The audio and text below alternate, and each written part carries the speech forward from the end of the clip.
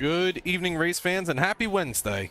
Hope everybody is enjoying the week as we get set once again here on a Wednesday night from the Friggy Diggy Racing League to go racing on a Wednesday night. Tonight it is race number 32 from Las Vegas Motor Speedway, and it is the first race of the round of 8 of the championship playoffs that we continue to work our way through. Tonight we got 134 laps at Las Vegas Motor Speedway.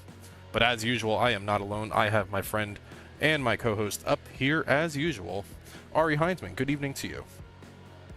Good evening, Tom. Looking forward to a fun little transition race here in Las Vegas as the sun is beginning to set and the lights are turning on around the track. We've only got a handful of races left in the season before it's all over. There's only 3 more after this one, so it's heating up. Those rivalries are going to come to the boiling over point, and I'm excited to see who comes out on top. Well, we only got tonight. We've got Las Vegas Motor Speedway. Will somebody lock their way in? Maybe it will be an underdog locking their way into Phoenix in just 3 weeks, or will they have to wait until Talladega or Martinsville next week? Ari, we take a look at the 3 tracks that we have in this round of 8 out here. We've got Las Vegas, Talladega, Martinsville. I don't think you could, unless you put a road course in there, I don't think you could look for a much more diverse set of tracks here as the season begins to wind down. Yeah, I think you're entirely right, and I mean, you know me best, Tom. You ask me, I might switch Las Vegas out for like a Sonoma, and that might be my perfect round, so it's a good thing I'm not in charge of the schedule, I'll just say that. I think if you had your way, I think you would run like a 36 race schedule at Sonoma every season. But yeah, these drivers, they're done with the road courses. We were at the Roval last week. Aiden Shrine walked away with the dominating victory on the left and right turns of Charlotte, USA. But tonight we are out west as these drivers begin to wrap up their practice times out here this evening. And we're about set to go qualifying here in just a couple of minutes, taking a look at your current standings. Right now, Brad Holmes is fastest on the board. Jaden Wicks is second fastest. Jaden Wicks was eliminated from the playoffs after last week's race at the Roval. Gary Miller sitting in third on the board, so top 2 of the top 3 positions in the practice speeds, playoff drivers. That's right, and as the field starts to kind of wind down, the playoff field, I think we're in a really interesting position where, up to this point, with the amount of drivers we've seen on track, we haven't really had to worry about it too much. Shout out Christopher Pugliese for carrying the torch on non-playoff drivers in the past handful of weeks. But now we're starting to get into a really interesting position when it comes to those drivers who are no longer properly in contention, such as driver number 9, Jada Wicks, like you mentioned. We could see one of these drivers get up there and not only spoil the party, but prevent somebody else from locking their way in. Yeah, absolutely could. And the drivers that are still in the playoffs are the drivers that are highlighted in red. So you got Brad Holmes, Gary Miller, Aiden Shrine, Matt Semple, Mike Schaefer, and Mike Miller. I count 6 there. So I wonder if we're missing a couple of playoff drivers out here this evening as we begin to wind down practice, as we've got just about 3 minutes remaining out here in practice here, Ari. Well, one thing I noticed right away, Tom, is there's no Roy Hill on track. And Logan Spencer is the other one. Yep. Well, actually, no, we've got Logan Spencer out here by the looks of it. Currently P5 on the board. You are correct. I had Logan, for whatever reason. I think Logan's in the 91 car. But we'll get that adjusted, and we'll get Logan highlighted the proper color, but no Roy Hill out here this evening so far, as drivers have just about 2 minutes remaining out here in open practice. Currently following Matt Semple and Logan Spencer, the driver that I was missing, following them down here into turn number 1, and these drivers are going to be experiencing a transition. So right now what they're experiencing on track, that's going to be changing. That sun glare going down to turn number 3, that's going to soon go away, perhaps as soon as the green flag, as the sun begins to set behind the grandstands here from Las Vegas. That's right, and if there's one thing that I've noticed with these transition races, it's that you've got to be prepared and very careful when it comes to that sun glare shooting right into your eyes. Now, I don't think Las Vegas is one of the particularly bad tracks about that glare. You might come to a track like Phoenix, for example, where it'll get really bad, but something to keep in mind. And, you know, the more obvious, of course, being the changing track conditions. You know, you're in the daylight, the track is really hot and slick, and as it cools down, it grips up. But what some people don't think about as much, Tom, is when the track grips up and you speed up, you're also hurting your tires a lot, just in a different way. Yeah, and tires are going to be a story out here tonight. 134 laps, 2 stages, 35 apiece, 35 and 70. That's going to set the tone for stage 1 and stage 2. We'll see who's able to keep the tires underneath them through the first 2 stages and set themselves up for a run to the 3rd stage. But about a minute remaining out here in open practice. We're going to go ahead, kick off the pre-race ceremonies here, and we'll be back for your full 5-minute qualifying.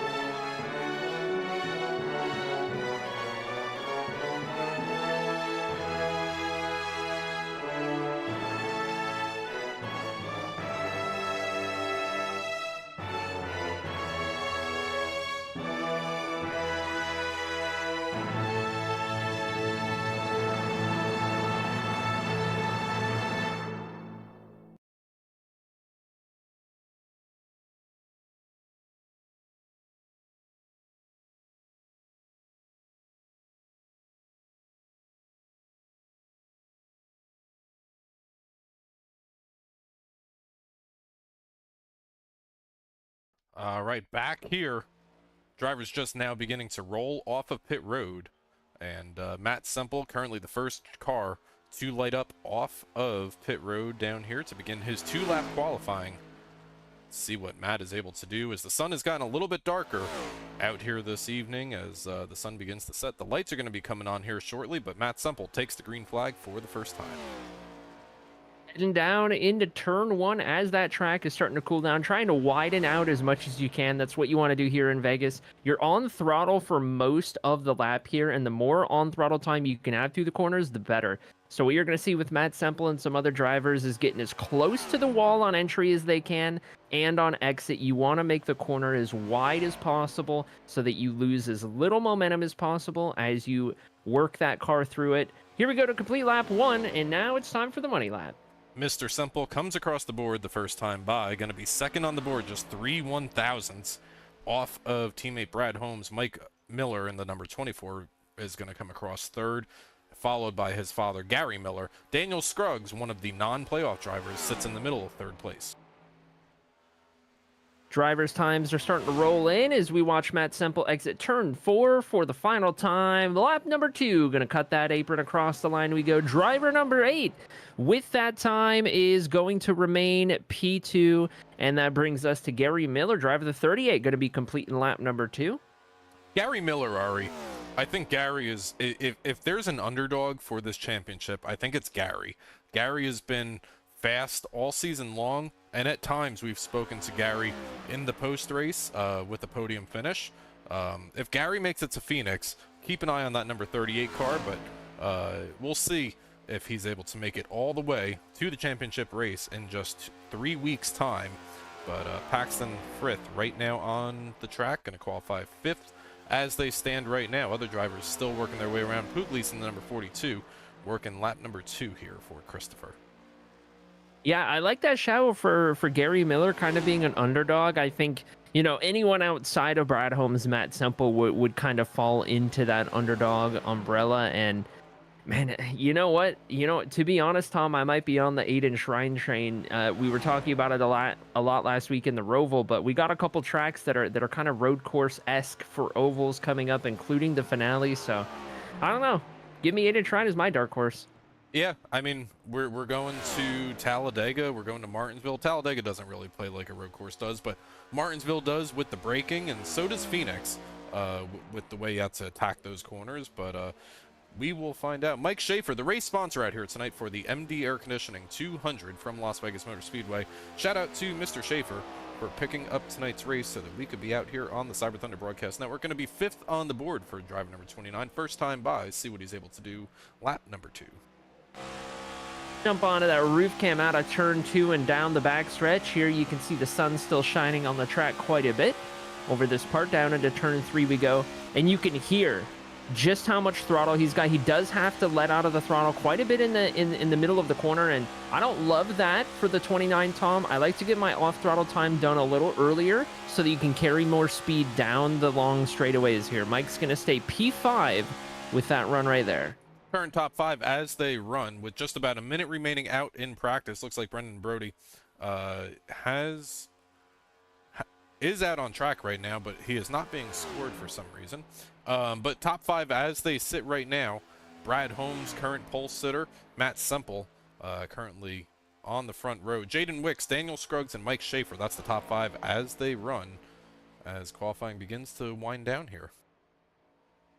That it does. Couple of drivers still on track, just getting some extra practicing laps in. They allow these drivers to do that after they made their 2 timed attempts. And for the most part, this is going to be our field. I think officially unofficial or something to that effect, Tom, with Brad Holmes, Matt Semple on the front row. I don't think anyone can really be too surprised at that one, given that seems to be, the rivalry that's headed all the way to Phoenix. Well, we were talking with Matt Semple last night, getting some insight about Las Vegas, and apparently there's been words thrown around between the 0-0 and the 8, and I think if what we heard last night is true, we may be in for a show.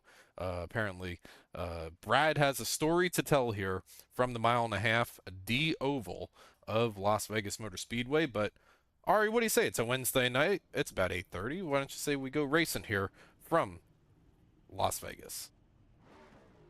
Say I'd love to go racing from Las Vegas right here. Let's pull up that grid and take a look at what we're working with. It's Brad Holmes, Mr. Double-Double, on the pole yet again. Going to be leading the way ahead of Matt Semple on the outside of the front row. Jaden Wicks going to be starting in P3, driver of the 9, ahead of Daniel Scruggs in the 14. Rounding out the top 5 for our grid is Mike Schaefer, tonight's sponsor, in the 29. Starting in row number 3, Mike Miller going to be piloting that number 24 out of the Miller Motorsports camp, trying to bring home a win and advance his way into the Phoenix Raceway Championship race in just 3 weeks' time. But he's got Paxton Frith to his outside. Logan Spencer is going to be starting 8th on the board, followed by Christopher Pugliese, and Gary Miller going to be rolling off 10th.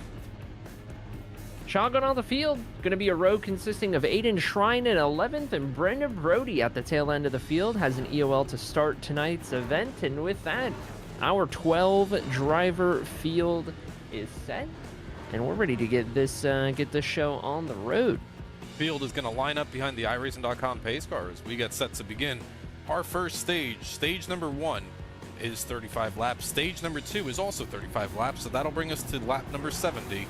And then finally, we're going to see the black and white checkered flag out here tonight at the end of lap number 134 lap event for the Frigadiggy Racing League here on a Wednesday night as they roll down onto pit road. Arie, we move into the round of 8. Now we're getting serious about the playoffs. Now we're getting serious about a championship. Butterflies start flying around a little bit more as these races move along here. Oh, they certainly do. I've had a fair good amount of experience on track in this playoff format, and it gets intense once you get into that first round and the round of 8, especially if you're one of those top 2 drivers, Matt Semple, Brad Holmes. You feel like you're bound to go to the championship race, and maybe there's nothing that can get in the way. But once you hit the round of 8, the 8 drivers remaining are going to be, you know, your biggest competitors, and you never know what could happen in that round. So it is a little nerve-wracking until you lock yourself in, you know, or if you lock yourself in. So this is really where it ramps up, and I think you hit the nail right on the head right there as we get ready for that pace car to pull off, and for Brad Holmes and Matt Semple, rivalry of the season to lead us to green. Pace car is about to get down and out of the way for the first time this evening. Barney the flagman's going to bring us to the green flag this time by field underneath the control of Brad Holmes. Brad's going to be the first one on the loud pedal. Matt Semple gets a good start up on the outside. They're going to race side by side down to turn number 1, almost dead even as they enter turn number 1. Maybe advantage to the 0-0. Is he going to be able to clear him through the middle of the corner? Yes, he is. Put the race lead to Brad Holmes on the exit of turn number 2. Matt Semple holds on to second place, and then there's a battle for third behind him. Oh yeah, we're going to see a lot of this on the short runs, especially here at a track like Las Vegas. A lot of 2, maybe even 3 wide action as these drivers all jostle around trying to figure out where they need to be, what lines they need to have, and of course, manage their tires as we go. You don't want to use up too much on the short side of the run, though I tell you what, Tom, you can certainly use up some more tire on the early side of a run if you feel like it might be worth it to get that extra position or 2. Well, yeah, and track position is a very big thing because it does 2 things, right? It's going to give you stage points, and it's also going to give you track position. Some people may also push it, and we've seen it in other leagues that we do, Arie, is that people will push a little bit harder if they think the race may be accident prone and yellow flag prone. And then that gives the opportunity for your tires to cool down, reset, take a restart, and then do it again. Absolutely, and something to keep in mind will, of course, be whether or not we're getting yellows or not, because the strategy is you know, currently as predictable as it's going to get. You know, you start out the race and you assume, you know, to start out with plan A is that everything goes green and you're just going to work it from there. But the second we get a caution, that's the second everything starts to change, and these drivers have a bunch more to try and figure out as we see some 3 wide battling little bit further back in the pack. We see the 29 of Mike Schaefer, the 87 of Aiden Shrine trying to make up some positions. A lot of these drivers just kind of in this kerfuffle right now, trying to sort it all out. Yeah, see Christopher Pugli's working all the way up against the outside retaining wall, drivers down on the inside line, and also drivers in the middle. Logan Spencer back here as well in the 89, one of our playoff contenders, currently runs in 9th and 8th, battling against Aiden Shrine. So drivers working all 3 and possibly 4 lanes of this racetrack. That's right. There's a little bit of contact between Gary Miller in the 38 and Chris Pugliese in the 42. Ends turns 1 and 2 right there. Looks like they got it going, got it straight. No harm, no foul right there, but those 2 making contact a little early. It almost looks like those 3 at the very tail end, Tom. Gary Miller, Chris Pugliese, and Paxton Frith, or excuse me, is that Paxton Frith? No, Brendan Brody in that red and white Ford Mustang right there. It looks like these 3 are pretty uncomfortable with the handling of their cars early in the race. You know, kind of watching that battle and just seeing how these cars are moving around, dancing around on the track right now. It feels like these guys are really needing to feel it out a lot more than the rest.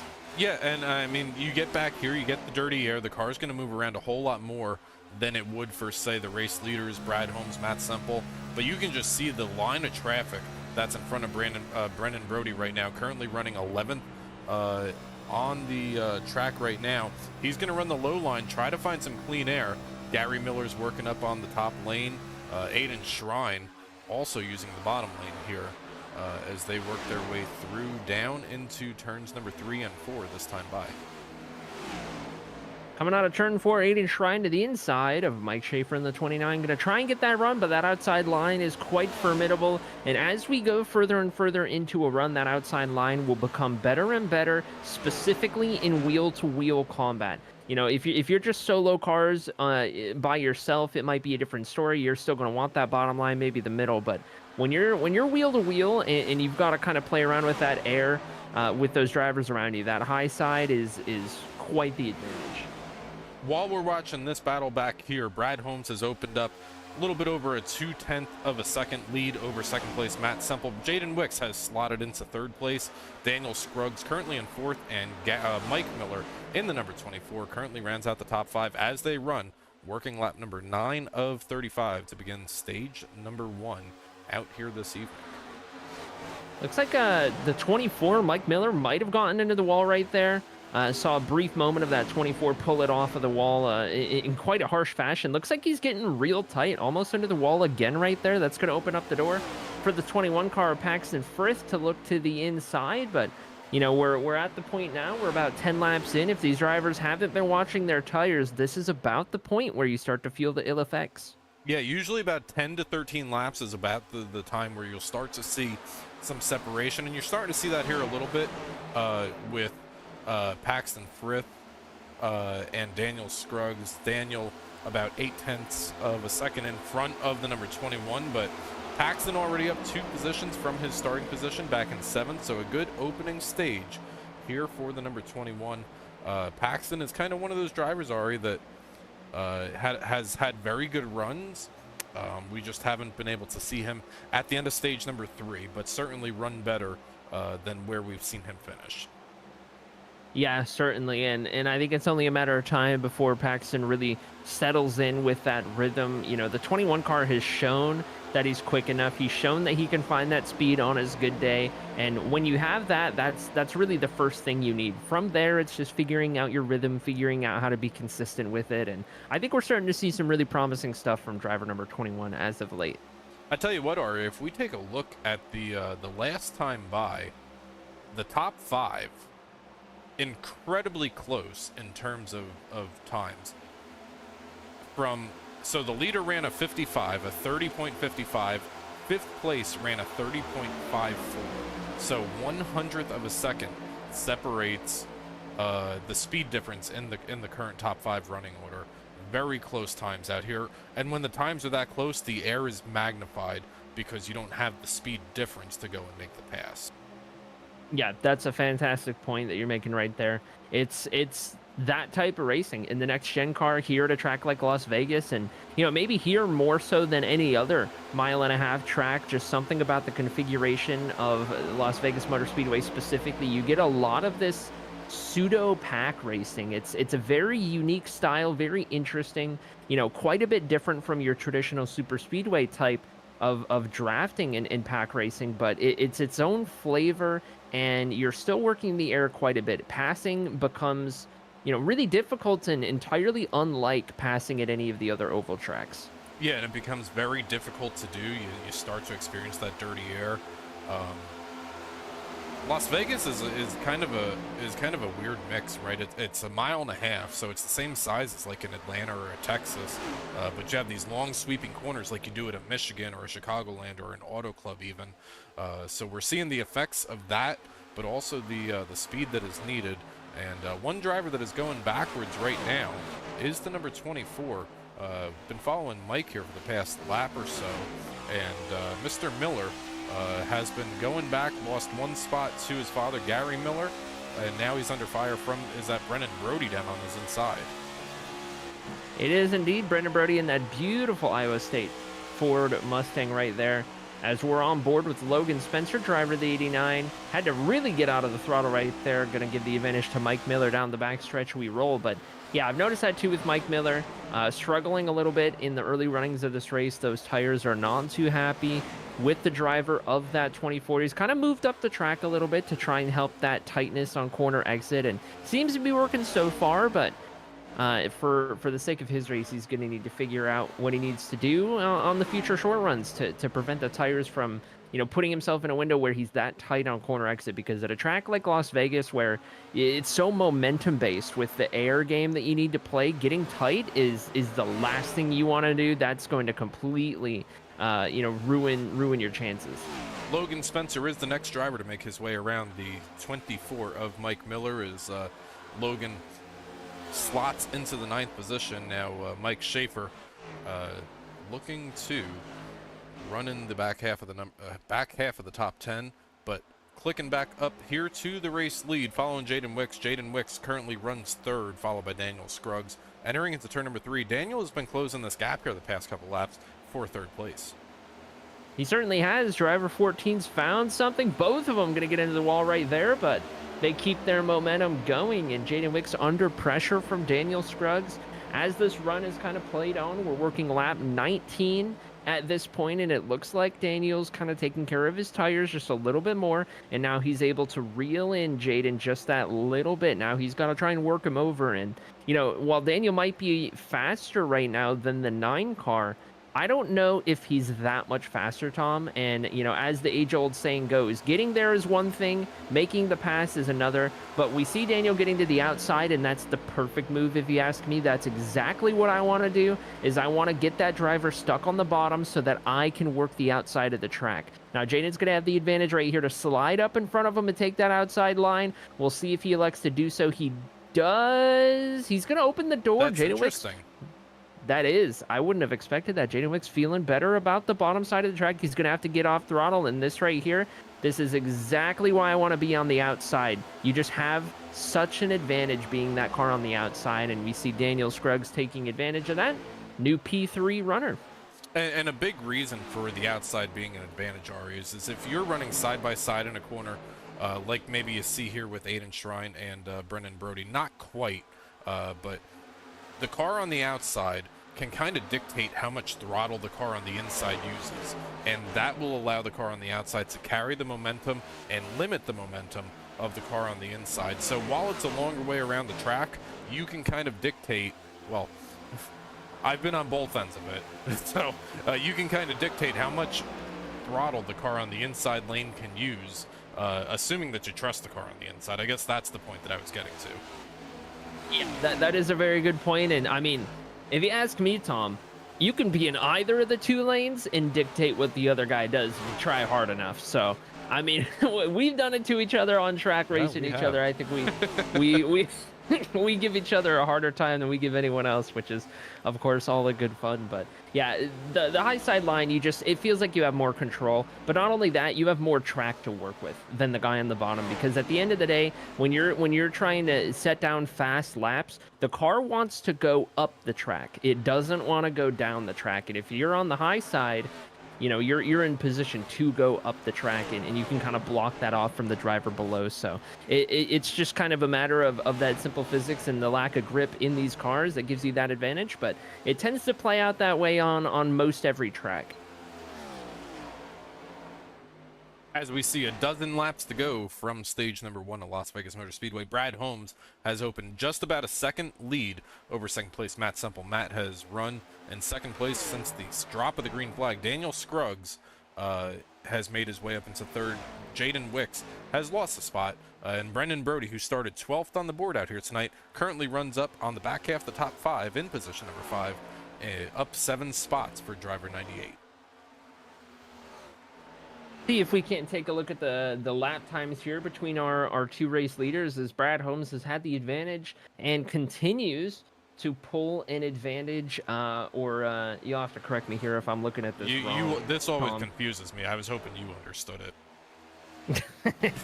I'm not entirely sure if we want to see green or brown, but I think because we're on Matt Semple right now, the green is probably good for Matt Semple, if I had to guess. And it looks like he's slowly reeling in race leader Brad Holmes, if I am to interpret that correctly. Opposite way. Brad Holmes was 5/100ths of a second faster last time by than Matt Semple. Ah, there we go. All right, you'll have to forgive us out home watching there. They don't teach us these things before they give us these tools. But either way, Brad Holmes pulling away from second place. Matt Semple, quite a gap back to third place, Daniel Scruggs. We got Brendan Brody up in the conversation, though. Biggest mover of the race, started in dead last with that EOL, but driver 98 has found himself up 8 positions from where he started, now running in P4. Brendan Brody no longer a member of the playoff field, and now with nothing else to lose, just go out there, try to win some races. Yeah, Brendan Brody was running in 5th place, but he has made his way around Jaden Wicks in the number 9 Chevy Camaro out here this evening in the last lap or so. And now he's got Daniel Scruggs set up in his sights. Last time by for Brendan Brody was a 30.86. Daniel Scruggs had a 30.93, so about 4/100ths of a second faster for Brendan Brody in the 98 Ford Mustang. That's right. We can see the lap times right here. That's 5 straight laps of Brendan Brody faster than Daniel Scruggs. As you see, the car just rotates the center so much better from the rooftop camera right here on the 98. He's just able to get into the throttle sooner. The car rotates really nicely. That tells me that Brendan is taking care of his tires quite a bit better, specifically that right front, where Daniel Scruggs is having to just back it up a little bit more in the corner because he doesn't have the same level of grip. So, Arie, now if you're driving the 98 right now, if you're in Brendan Brody's seat, you're thinking, okay, I started 12th on the board. We've got 7 laps to go in the stage. I might be in an okay position here for stage number 2 if I don't have to come through 8 cars to get up to the front to begin stage 2.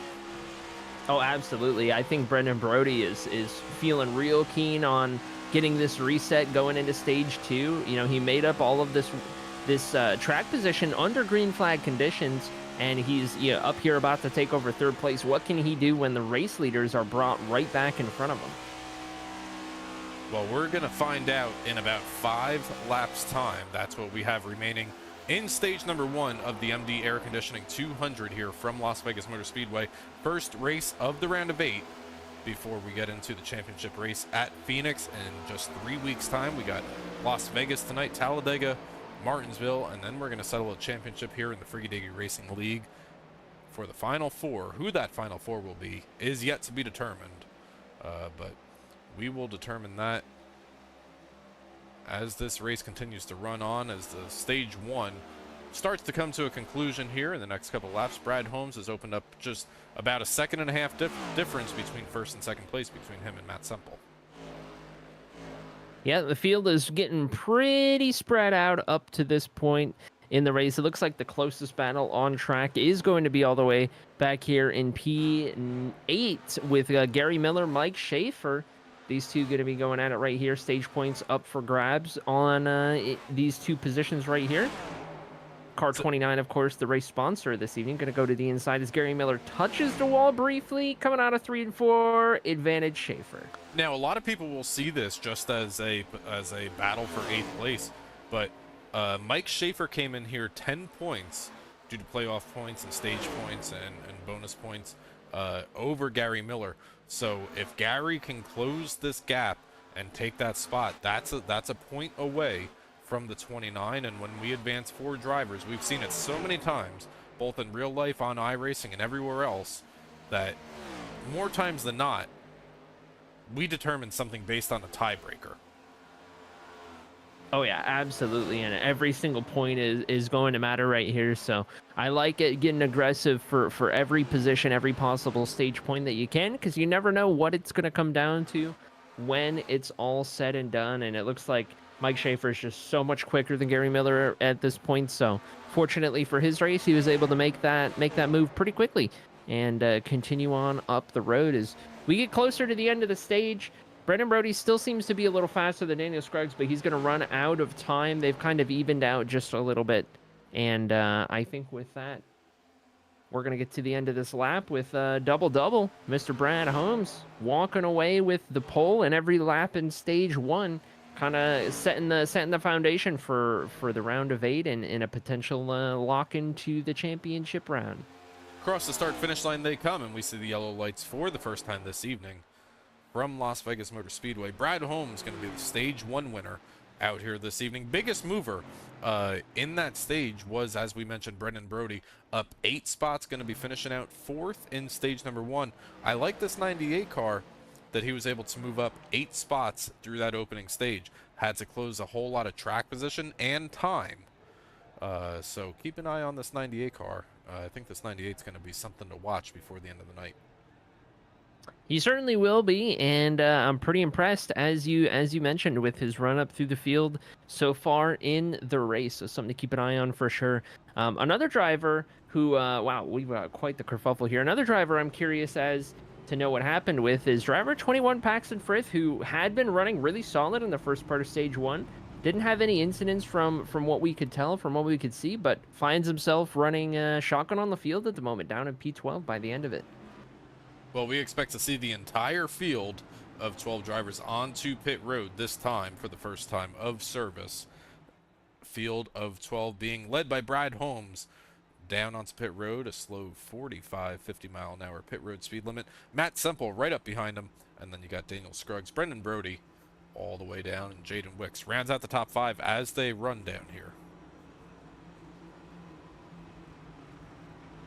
So far, so good. All of our drivers making their way into their pit stalls. And oh, Brad Holmes going to slide the pit box, and that might open the door for somebody else to take over the race lead right here. We'll see how much that affects the 00 car as everyone now pulls out of their box. Matt Semple is going to jump ahead, as is Daniel Scruggs. Brad Holmes going to be down to third. Aiden Shrine, Jaden Wicks going to be the next couple out. Logan Spencer, Chris Pugliese, Mike Miller. Looks like a longer pit stop for Brendan Brody. Maybe had to get some damage fixed right there. Going to come out after that group as well. Down 2 positions, Tom, is the 00. Yeah, and more importantly, Ari, that's 2 positions, but it takes the control away from Brad Holmes.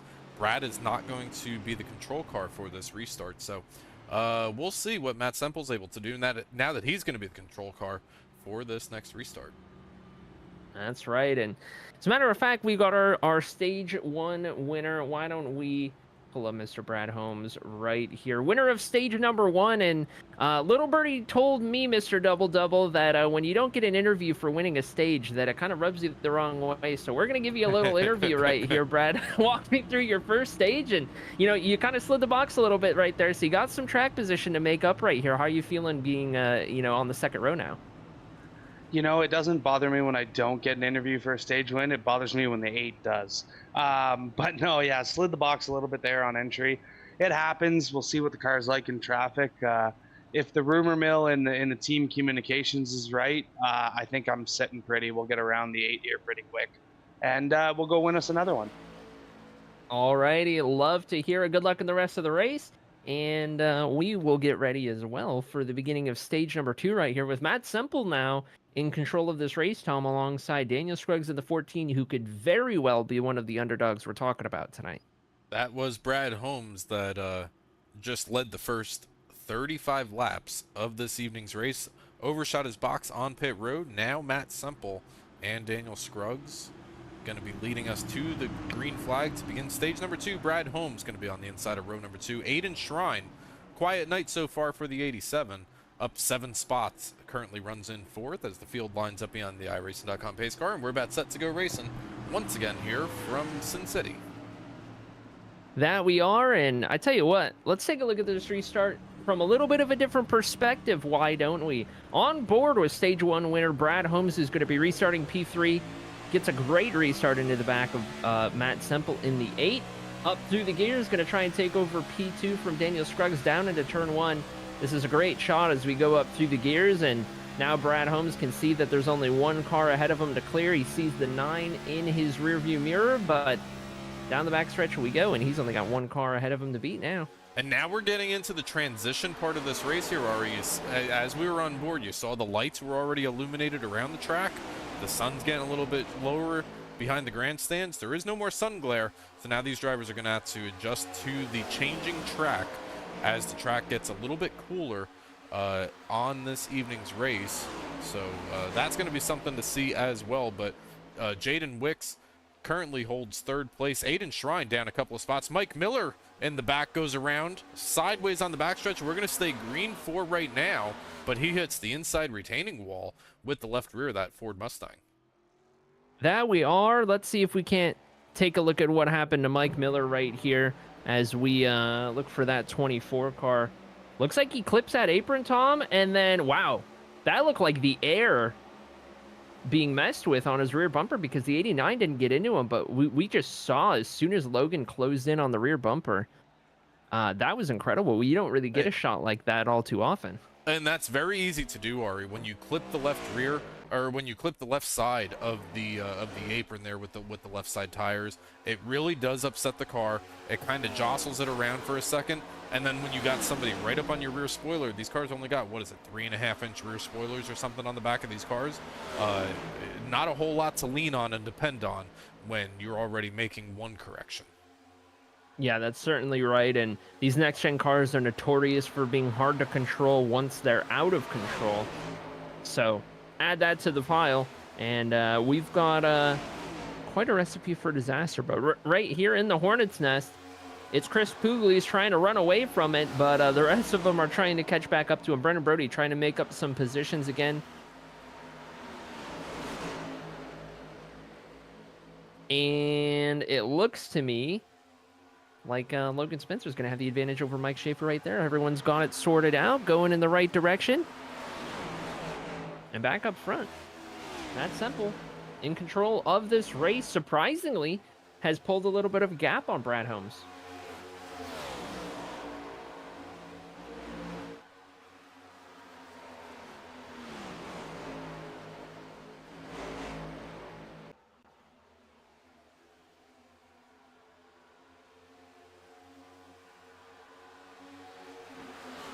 Paxton Frith down on the inside lane underneath Aiden Shrine as the number 21 begins to make his way, tries to make his way forward underneath Aiden Shrine, but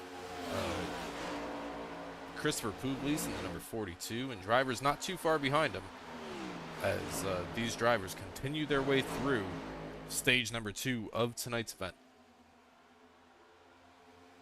Right, and wow, these drivers are getting a little dicey back here. You really love to see it. A track like Las Vegas really lends itself to this kind of dicey style of racing, in and out, using the draft, side drafting like crazy. I think it's one of the reasons that Vegas is one of the better tracks on the schedule for sure.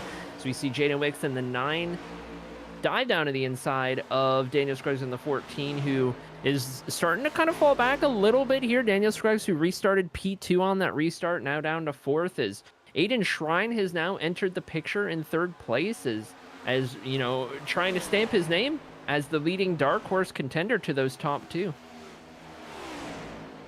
Yeah, and Aiden Shrine kind of is the underdog pick that you were talking about, Ari.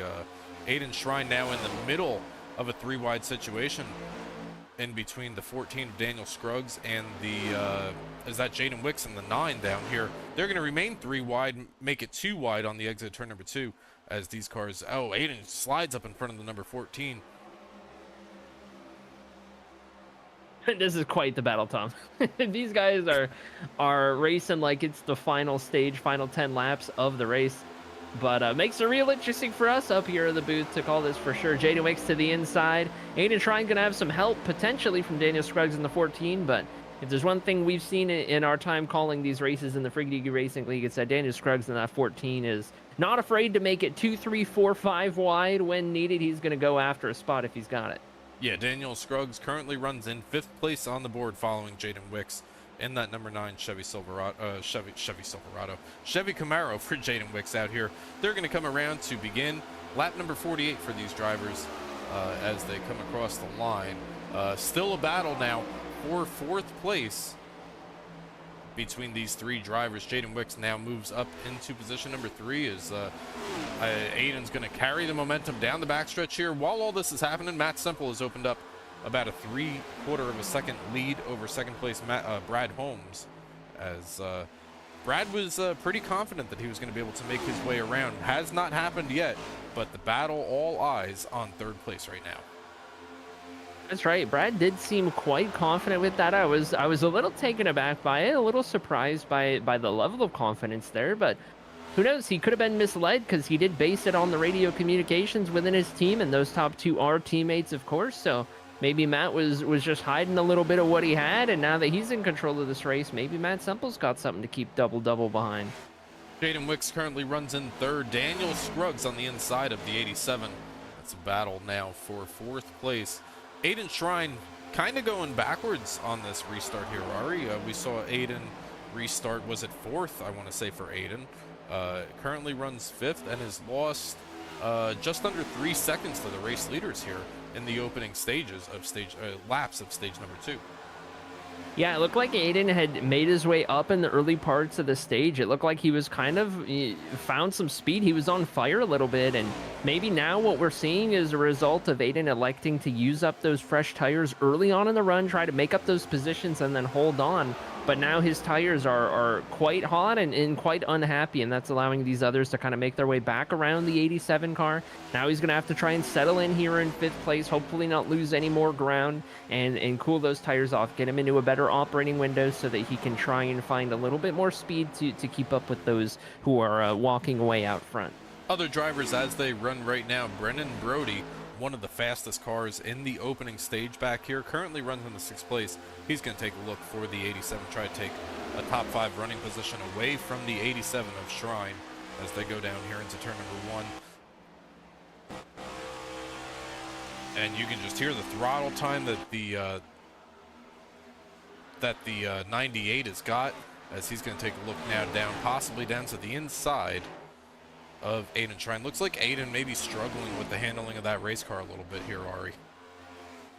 It certainly seems that way, as Aiden's now under huge pressure from not only Brendan Brody, but watch out because Logan Spencer is right there as well. Mike Schaefer creeping into the picture in the 29. So Aiden's got to be a little careful here. If, you know, he gets put into a bad spot trying to race the 98, he could find himself losing 3 positions, not just 1. Yeah, absolutely. And if you just kind of get out of line, you look in the mirror there, you got Mike Schaefer running maybe 5-7 car lengths behind, and you also got Logan Spencer. So 1 spot could easily become 3, like you just mentioned. But got a battle here for a top 5 running position, and you've also got a battle right behind these 2 drivers between Mike Schaefer and Logan Spencer. But Aiden Shrine going to hold on for the time being, as Brendan is able to take the momentum off of turn number 2 and try to set sail on 4th place Daniel Scruggs. Down through the tri-oval we go. Mike Schaefer looking to the inside of Aiden Shrine at this point, heading down into turn 1. Aiden Shrine's going to lose that position. Maybe another as Logan Spencer dives it deep in there. He's going to have to get off the throttle quite a bit. Oh, Mike Schaefer gets loose, and he's going to loop it around. Going to be our second caution of the evening here as Mike Schaefer slides it in front of the field. And luckily, nobody caught up in that one outside of the 29. Very similar to what we saw with Mike Miller earlier, Arie. Hits the apron with the left side tires. Absolutely. You can already see that car's a little loose. He bottoms out a little bit. That's going to completely unsettle the car. Yet again, Logan Spencer, front row view of an incident like this. But that time it wasn't the air. That time it was entirely just clipping that apron, sends that 29 car a little out of control. He's going to slide right in front of traffic, and that's enough to bring out the yellow. Good work by Gary Miller to avoid that one. And after it's all said and done, everyone's good to go except for maybe the 29's tires, but could have gone a lot worse for sure. Very fortunate for Mike Schaefer there not to collect any more damage other than a damaged set of tires through that spin. But this sets us up for an interesting possible stage strategy here. We're going to have probably about 9 or 10 laps to go in the stage. Once we do go back green flag racing, do these drivers come down? I think the answer is yes. It certainly is. Matt Semple's going to lead the way. Brad Holmes, Jaden Wicks, hot on his tail. Bit of a gap back to the 14, so it looks like the battle off's probably going to be between these 3 drivers right here. The question's going to become who elects to do what. Are we going to see any 2-tire stops trying to get some stage points? Do we just see 4 tires all the way around? We're going to find out real quick here. Don't make another mistake on pit road. You cannot allow those mistakes. We saw one from the 0-0 last time he was on pit road. This time he is clean into his box, but it cost him 2 positions last time he was down here, as everybody is up with the 4 tires and down with the 4 tires. First one to roll. Looks like Brad Holmes. It's going to be a drag race off of pit road. Who's it going to be? It might have been Jaden Wicks, if you ask me. We're going to see how it all plays out, but that might have been 3rd place entry Jaden Wicks. It looked to me, Tom, like when the jack dropped, Matt Semple really struggled to get that car moving on the initial launch right there. Whereas Brad Holmes was kind of sliding the tires, Matt Semple just really struggled, where Jaden Wicks got on and off perfectly. So he's going to jump 2 positions, and now driver number 9 might be in a good position to go out there and steal the stage as one of the no longer in the playoff drivers trying to spoil the party tonight. Jaden Wicks was about a quarter of a second faster than Matt Semple on pit road and almost half a second faster than Brad Holmes on pit road. So yes, Jaden Wicks wins the race off of pit road, and well, as this is going to set us up for a short little run to stage number 2 finish. If I'm the number 9, I like the way that this just played out. Oh yeah, if I'm the number 9, I'm loving the way this just played out. For certain, as the lights go out on the pace car, Jaden Wicks going to elect to take the inside line right here. And I tell you what, Tom, in all honesty, if I'm Jaden Wicks, I don't know if I want to give that advantage to the 00 Brad Holmes. I think I might want to give the advantage to Aiden Shrine on the outside because, you know, if I'm Jaden, I know both the 8 and the 00 are incredibly quick, but I feel like the bigger threat to go up there and steal that track position away would be the 00. So would you not want to hinder him on this restart? It's a good question that you pose. As the race leader, Jaden Wicks is going to have control of this restart. What Jaden's biggest concern is maybe not Matt Semple up on the outside, because so often we see the driver on the outside line lose a position or two on the restart. But it may be Brad Holmes. Brad has a bird's eye view of the number 9 of Jaden Wicks when Jaden decides to go. If Brad has a good restart, Brad has the opportunity to take him possibly 3 wide down here before turn 1. If I'm Jaden Wicks, that's in the back of my mind. You know, I'm not overwhelmingly concerned about it, but it's a little nugget that's sitting back there. It's a little nugget indeed. Pace car is going to pull off. We're going to see how this is going to play out. How good of a restart everyone gets. Into the restart zone we go. Jaden Wicks gets a big bump from the 00, but Brad Holmes had to check up just a little bit. That's going to open the door for Matt Semple to drop down to the bottom line. Brad Holmes still going to look to get a nose in there. No, he can't. And it looks like Brad Holmes might even have a little bit of damage from that contact. Yeah, you could see a little bit of damage right up in the center of his nose. We'll get a look at it here in a moment, but drivers all over this racetrack out here. Brad Holmes currently working the outside lane and losing spot over spot over spot, currently down to 5th and probably going to be 6th or 7th by the time he crosses the line. Oh yeah, this looks like trouble for the 00. The winner of stage 1 going backwards in a hurry. It looks like that damage might be pretty significant as we've got battles all over the track right now. The 14 hard into the wall, trying to get ahead of Brendan Brody. Aiden Shrine aggressively looking for some clean air right there, but up front, Jaden Wicks running away with it as we approach 9 laps to go in stage number 2 at the line.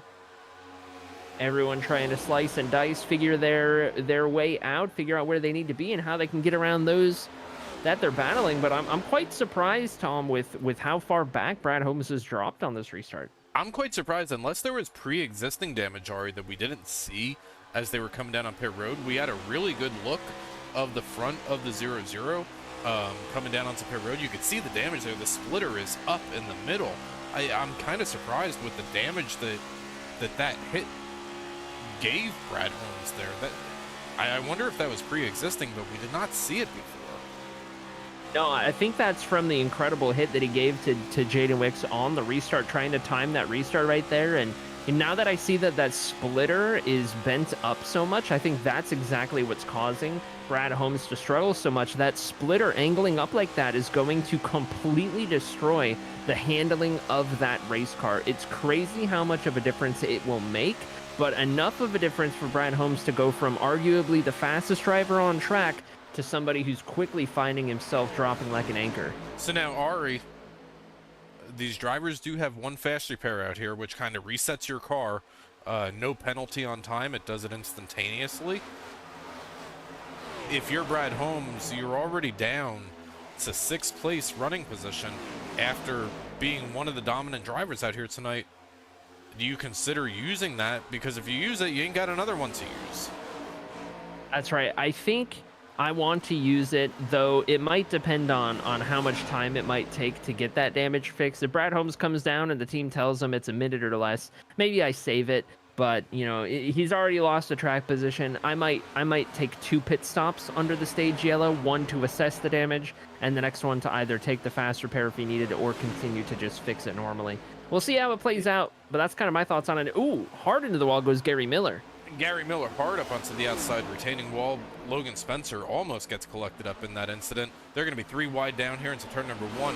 Close quarter racing between the 38, the 42, the 89, the 24. You name it. They're close quarter racing. Arie, to kind of close that loop on Brad Holmes, I think something that's working to his advantage out here is that did not happen at the beginning of stage number 3. Brad knows that there's a caution coming in 5 laps when this stage ends. Make it 4 laps as the leader crosses the line. If you're going to have that, this may be best case scenario for Brad. Yeah, that's a fantastic point. It's a tremendous difference night and day on it happening in the middle of stage 2 versus at the start of stage 3. So going to be very fortunate in that regard is Brad Holmes, as we see the 24 of Mike Miller down to the inside of Mike Schaefer, trying to take that position away. This is, of course, a battle for P7 on the road. Logan Spencer trying to get involved as well. Reminder, just like at the end of stage 1, every single one of these positions matters, because in the round of 8, like, this is a championship or bust for a lot of these drivers. They've got to find a way to get themselves into that final 4, give themselves that shot, and every single point, every single stage point is going to matter and could just make that difference. So that's why we see these drivers fighting like it's the end of the race, just for the end of stage 2 right here. Yeah, absolutely. And you can see Logan Spencer getting up on the wheel right now, following the 29 through, as we may see a 3 wide situation down here. Logan's going to think twice about that, but you see drivers working 3 different lanes out here. Mike Miller going to possibly lose a spot. Oh, Logan gets into the outside retaining wall hard. He's going to carry on down the backstretch, pick up a spot from Mike Miller in the number 24. And Logan, I think, is pushing really hard right now. He is. You can see how much he's working the outside line, and he's even working that wall right now. I don't think Logan minds how much he's hitting the wall. I think he's just using it to his advantage at the moment. He wants to go up there and try and get some stage points where possible. You can see him get off early, really back up that corner, and then through the rest of the corner, he's just all the way on the throttle, bouncing it off of the wall on exit, seemingly every single corner, trying to use every possible advantage he's got. And these guys on the bottom might bottleneck a little bit, which might just help. Oh, yellow flag on track. Stage 2. Oh, that is stage 2. I wasn't paying attention. Look at that. Stage 2 done in a way. Jaden Wicks, who won the battle off of pit road, that was the determining factor. Jaden Wicks is the race winner, or is the stage winner for stage number 2, and that sets him up really nicely for stage 3, Arie. It certainly does. Jaden Wicks showed with that little run to the end of stage 2 right there that with the track position, he could be a threat to win this race as a whole. It'll be real interesting to see who wins this battle off pit road. Well, as these drivers are going to come down on pit road, we're going to bring you side by side. You're not going to miss a second of it here on the CyberThunder Broadcast Network. We're going to step aside for just a moment, and we will bring you back for stage number 3.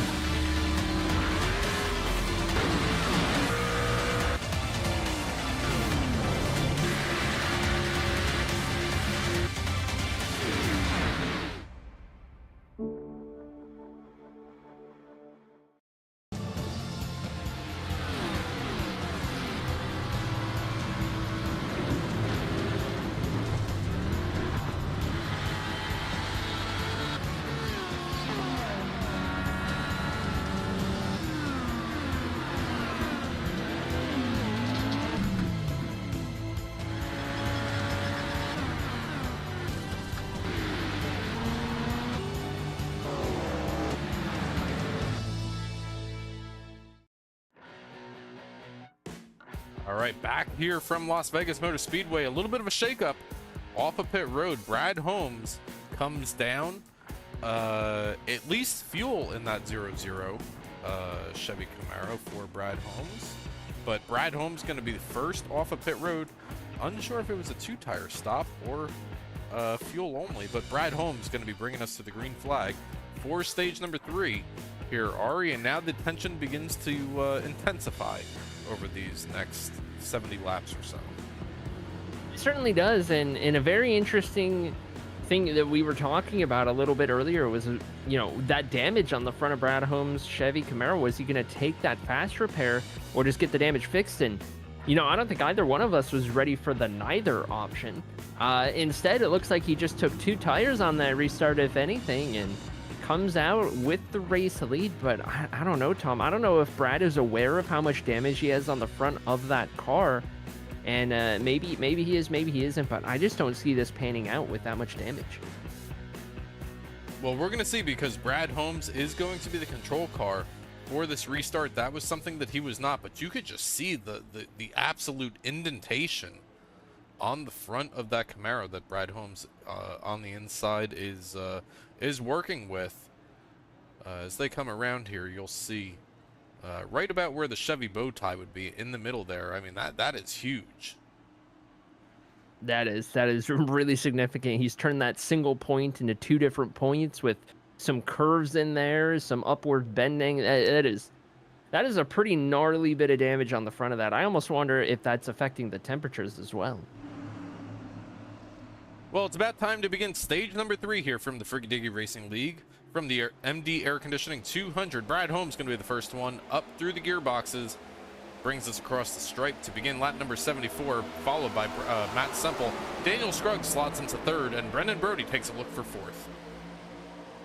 Down through turns number 1 and 2, Matt Semple might already be eyeing the race lead from Brad Holmes. He's got a good run down the backstretch, not going to get there on this occasion, but something to keep an eye on, especially early in this run for stage 3. Can Matt Semple get there and control this race?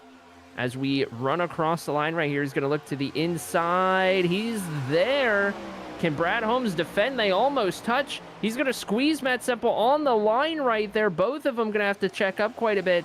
That could bring the rest of the field back in. Down the backstretch we go. Daniel Scruggs into 14. Looking to catch on up to these 2. Matt Semple once again on the inside. He's going to have a little more room to work with. Brad Holmes keeping it pinned on the outside, though. We've seen these 2 go at it time and time again. Teammates, but rivals for the championship this season.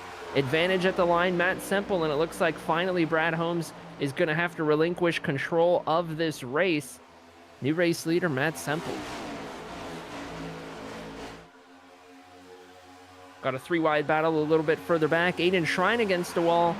In the middle, Mike Schaefer for a moment. They get it sorted out as Jaden Wicks in the 9 is struggling to hold on to track position after getting beat out of pit road that time. Jaden Wicks down quite a few positions from the restart right there.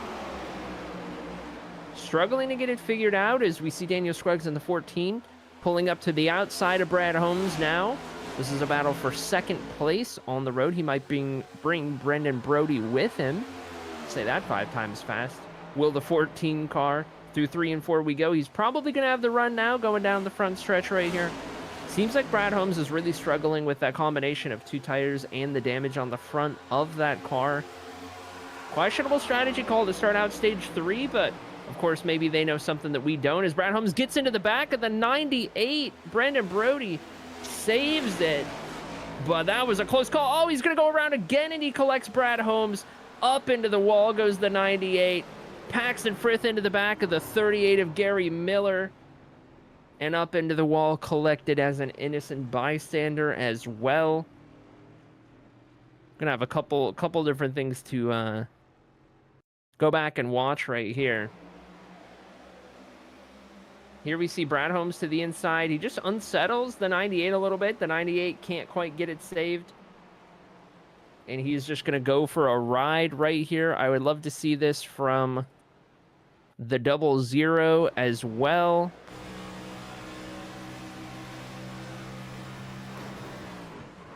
He's just along for the ride. Good thing he didn't take that fast repair, all things considered.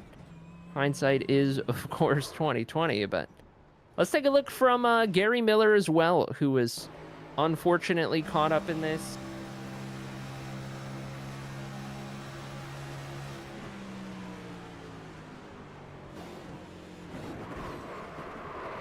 Hit from behind from the 21, who didn't get the memo about there being a wreck by the looks of it. Gary Miller going to have some significant damage to get fixed as well. That brings us back to live. Fourth caution of the evening. Matt Semple controls this race. Well, now that's going to kind of set the field. We're gonna kind of flip the field on its head here. Brad Holmes was running up towards the front of the field, now runs back in 10th place as multiple drivers with heavy damage. Brendan Brody, Paxton Frith, Brad Holmes on pit road. Gary Miller, possibly some damage on that 38 machine as well. They're all going to come down here as we see the fourth caution out here tonight. Like you were saying, Arie, I think Brad is very thankful that he did not take that fast repair on the last caution there. You know, it's pretty funny how these commentators jinxes work, Tom, being I was just talking about how Brad Holmes is probably regretting that strategy decision, and then lo and behold, it just plays out in a way in which it works. So I don't know. I guess Brad owes us one for jinxing that into existence. Well, Brad Holmes, one of the dominant drivers out here this evening, sits down on pit road. Believe he's going to be rolling off of pit road. Yes, he is rolling off of pit road for the 0-0. Now that kind of restacks. We're going to have a caution. We're going to have a restart here once we get past this caution with handful of laps to go, probably looking at about 50-60 laps to go in tonight's race. Now you start to think about being in control of this restart here. We saw it work for Jaden Wicks at the end of stage number 2 and won stage number 2. So Jaden was able to run all the way from the race off of pit road to the checkered flag of stage number 2. Is Matt Semple going to be able to do the same thing, or is Daniel Scruggs going to be able to possibly hold to his outside and take the race lead here? As it's maybe the first time we're seeing the 14 on the front row here. Yeah, Daniel Scruggs been holding on towards the front of the race all evening, and you know, with tire factors and damage factors aside, Tom, I feel like track position is going to be king tonight. You know, whether it's Matt Semple, Brad Holmes, or even Jaden Wicks, the various race leaders that we've seen throughout the evening, it seems like whoever's in control of this race has such an advantage over the rest. The only time that we saw anything different was Brad Holmes on the 2-tire strategy with existing damage, so it feels like an outlier right there. I feel like Matt Semple, in control of this race at the moment with that track position, with that clean air. I just don't see how anyone's going to get up there and take it without, you know, a crazy chaotic restart or potentially green flag pit stops. One driver that has quietly crept his way up here is Mike Schaefer on the outside of row number 2, starting 4th for this next restart here, but field is in the hands of Barney the Flagman. We are about to go green flag racing once again. Send us on our way down here into turn number 1. Matt Semple, the control car, gets a good start, but Daniel Scruggs gets an excellent start, all things considered, for the outside line. He's going to fall into 2nd place in front of the 87 of Aiden Shrine. That is a little momentary 3-wide action towards the back of the field. Everyone through turns 1 and 2 safely. Sands a small bit of contact with the wall for Gary Miller, but down into turns 3 and 4 we go. Matt Semple in control. Daniel Scruggs looking to find a gap. He's not going to get there, and he's going to have to watch out because here comes Aiden Shrine in the 87. Aiden Shrine takes a look to the inside of the 14 of Daniel Scruggs. They're going to race down here side by side. A little bit of smoke and sparks from the 14 with the outside retaining wall. Daniel going to have the momentum that we've been talking about all night on the exit of turn number 2, give the advantage to the 14 down here into turn number 3. They got to get this figured out here because Logan Spencer is not too far behind. That's right. Logan Spencer just creeping up into the picture as he does. Talked about a week in, a week out. Logan just finds his way towards the front as these races go on. Puts himself in a pretty decent position. And here he is running in fourth, maybe about to put some pressure on for third. A little further back, Mike Schaefer, Jaden Wicks, Brad Holmes, all in a big kerfuffle right here. Battle for P6 between these three. Looks like Jaden Wicks going to fall behind both of these drivers as Brad Holmes with that freshly repaired 00 Chevy Camaro going to look to the inside of Mike Schaefer, try to make up another position on his way back up towards the front. Down to the inside, heavy look for the 00 Brad Holmes. Brad's going to take one, maybe two spots through turns 1 and 2 here, but Mike Schaefer says, not so fast. I want to take the spot, but Brad slides right up in front of him. That was very close between the 29 and the 00, but they all come out the other side unscathed. And now Brad Holmes slots into a 5th place running position here, up a couple of spots from this most recent restart already. Certainly is, and this battle is not going away anytime soon between the 29, 24, and the 9. They brought Mike Miller back into this this little bubble right here, and we've even got one a little further back between those 4. Back here in the Hornet's Nest, as we call it. Mike Schaefer trying to get through here. Mike Miller trying not to fall back any further. Jaden Wicks just looking for anywhere to go. At the moment, we can already see how much Brad Holmes has cleared this group in just 1 lap's time. Up towards the front. Matt Semple still controls this race. How much is Brad using the tires, though, here, Arie? That's the question that I want to know the answer to, and I don't know that you do, but how much is Brad using the tires on those Goodyears that he just changed to clear the way through? I think what Brad is looking for here is probably another quick yellow in the next 10, 15 laps to kind of restack, repack, allow them to get back onto pit road, put 4 fresh tires on it once again. That's kind of that's my only concern with Brad. Yeah, it certainly seems like he's using up most everything he's got right here. We're on board with the 89 of Logan Spencer, who gets into the wall right there. It's going to allow Brad to close in quite a bit, but seems like Brad's been pretty unapologetically hard on those tires, trying to make up as much time as he can, put himself in as good of a position as he can. Should there be another yellow to rely on soon, or you know, maybe for green flag pit stops further down the line, but I don't know. With how much he used up his tires, I don't think a long green flag run would benefit the 00.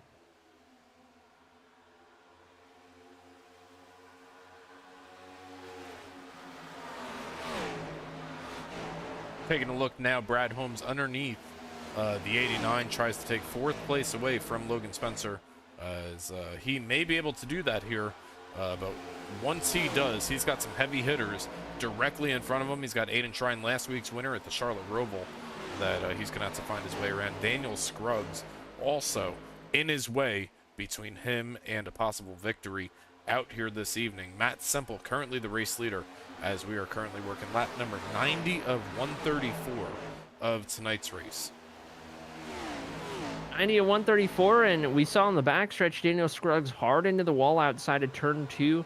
See if that affects that 14 Chevy Camaro too much at all. Aiden Shrine just lurking right behind in that 87, trying to come out of here with a solid finish, as well as it looks like issues further back. Yellow flag is going to come out.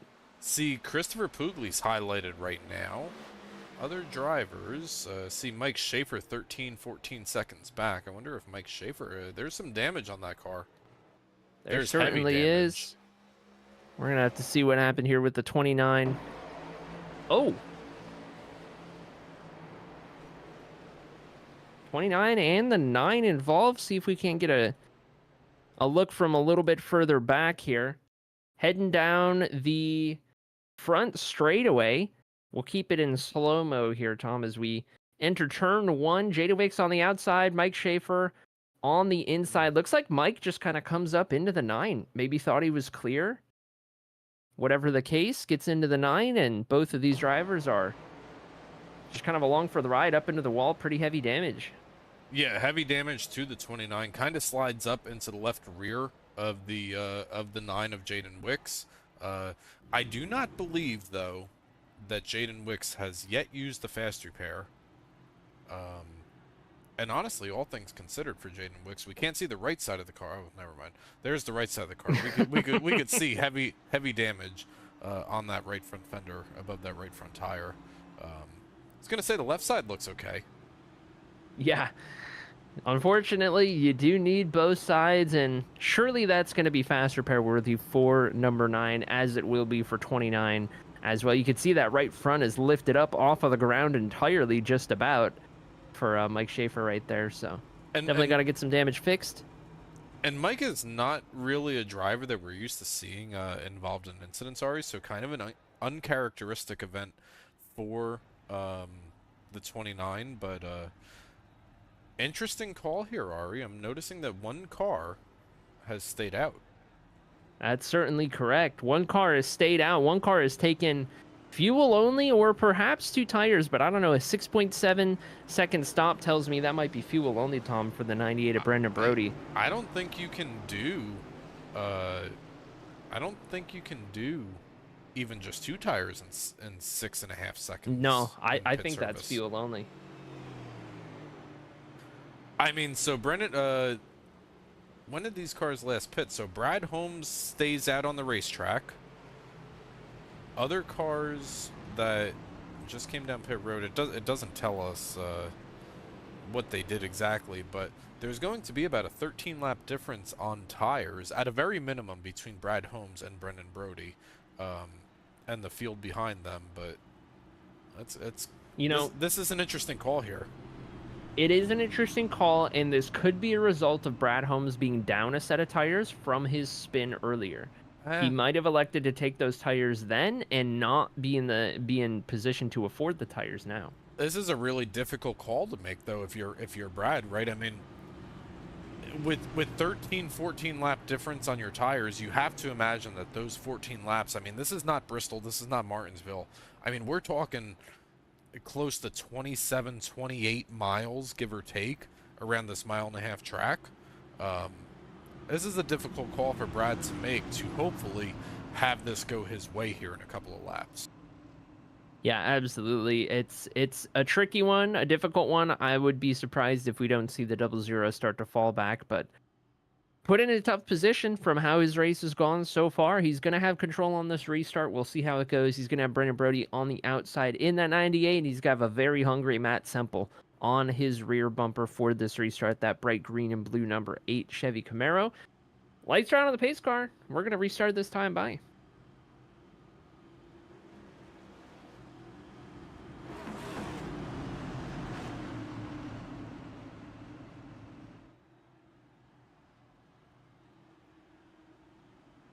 Pace car is about to get down and out of the way once again out here tonight from the MD Air Conditioning 200 event here from Las Vegas Motor Speedway. Field being led back to the green flag by Brad Holmes and Brendan Brody. That's your front row as we go green flag racing once again. Into the restart zone they go and up through the gearboxes. 5 gears strong they come across the start finish line. Brad Holmes going to be the first one up to the start finish line. Matt Semple going to take second place away. Brendan Brody going to lose 1, maybe 2, maybe 3 spots here through turns 1 and 2, but Brad Holmes slides up as the race leader on the exit of turn number 2. He's got Matt Semple hot on his trails. That he does. Matt Semple hungry for the race lead, and just behind, that battle for third place is intensifying. Currently, Daniel Scruggs in the 14's got it on lock, but he's going to be under pressure from the 98, the 24, and the 87. All looking for it is Matt Semple to the inside of Brad Holmes for the race lead. He is not going to clear through 1 and 2. Brad Holmes going to stick it on the outside. He's going to keep that advantage for now, but let's not forget, Tom, we witnessed just how hard Brad was running on that last stretch with those tires being fresh, so it's not like he was saving anything. And now Matt Semple is able to make the pass and take the designated race lead. Matt Semple going to come across the line as the race leader here to begin lap number 97. Issues for Paxton Frith. What happened to the 21? We're going to see right here. Significant what damage happened to this Ford Mustang. Kind Battling of in the traffic middle of here. A mess here. Oh, in front of the 42. A little bit of contact there. He's going to take a slide through the grass. A little bit of lawn mowing for the 21, but luckily he kept it out of the wall, didn't spin it all the way around, so could have been significantly worse. It certainly could have. While this is all happening, we've got a battle now for second place, third place, fourth place, and I guess we'll say 5th place as well, is Brendan Brody in the middle of a 3-wide situation on the exit of turn number 2. It's gonna get tagged from, was that Logan Spencer there or Jaden Wicks? But Brendan Brody continues to slide backwards here, now under the fire of Mike Miller in that number 24 Ford Mustang. That he is, and all of these drivers are at about 100% take and 0% give at this point in the race, Tom. I think we're at a point where, you know, fuel is probably no longer a part of the equation. We're just all out to the end. This could very well go green all the way to the finish, so got to make up those positions while you can, get around whoever you can, and put yourself in as good of a position as you can. Brad Holmes currently runs in 2nd place. He's done a very good job for holding on to 2nd place here. I really did think that we were going to see Brad maybe slide back a little bit further with about 13, 14 lap older tires, but currently doing a really good job holding on to the track position. And if we run another 4, 5, maybe 6 laps, we get a caution. At that time, that would likely bring everybody back down onto pit road and bring Brad right back up into this conversation to close out tonight's race here from Las Vegas Motor Speedway. But he's got a battle happening right behind him. He loves to see this. Mike Miller on the inside of the 14 of Daniel Scruggs. Aiden Shrine currently runs in 5th and says, I will follow whichever lane moves faster. That's the right idea to have. And I tell you what, Tom, a little shout out to Mike Miller in the 24, who we saw struggle early on in stage 1 of this race, but Mike has been hanging around the front through the second half of the race so far. He's kind of found something by the looks of it. He's got some speed. He's contending for 3rd, and that might become 2nd before too long right here. So Mike Miller in the 24 might have found something. Well, Mike Miller is in a 3-wide situation right now between Aiden Shrine and Daniel Scruggs. In the middle is the 24. They're going to race 3 wide through turns 1 and 2. It's going to get close quarter racing on the exit of turn number 2. Aiden Shrine going to back out of it on the exit there. May have gotten a little tight there trying to work the inside line. And now it's a 2-car battle for 3rd place between the 14 and the 24. But here comes the 87 once again. 87 to the outside. Aiden Shrine looking for P4 over Mike Miller. Daniel Scruggs in the 14 finally clear of that battle, able to set his sights on Brad Holmes, the next car ahead, a car who's on a slightly older tires as well, so he'll be susceptible.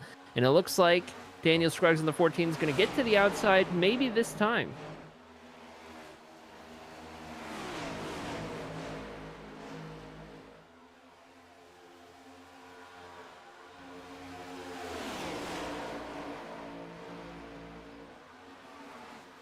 Down into turn 1 we go, nearly 3 wide again. Aiden Shrine in control of that battle for the moment, but Logan Spencer creeping up into the picture yet again. That 89 car looking to make up some positions late in the race. Daniel Scruggs finally gets that spot to the inside of Brad Holmes. We'll see what he can do.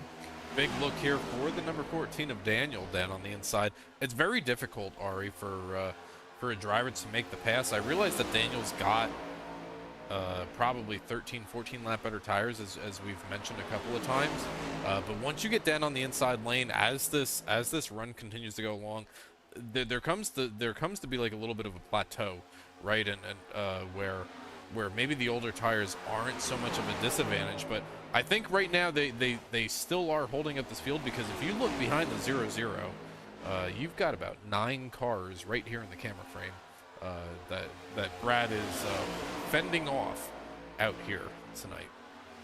Yeah, you'd have to forgive me for confusing the 0-0 for the pace car with how it looks on track right now with that that red and white car holding up everyone. But no, all in good fun. We love Mr. Double up here, but he's got some pressure. He's got some pressure from behind. By all means, he's got to do his best to hold on those older tires. And I tell you what, Logan Spencer looks to be one of the fastest drivers on track right now, running that outside line. He's going to get up there, up into P3 with an opportunity now to try and make it around Brad Holmes. If he can get to the outside, he'll have a great shot. Brad's been using that outside line to defend up to this point, but if he loses that outside line, he might be vulnerable. Ooh, hard hit for Logan Spencer. I tell you what, Logan, I think the wall is going to be painted red and white by the end of the race out here tonight.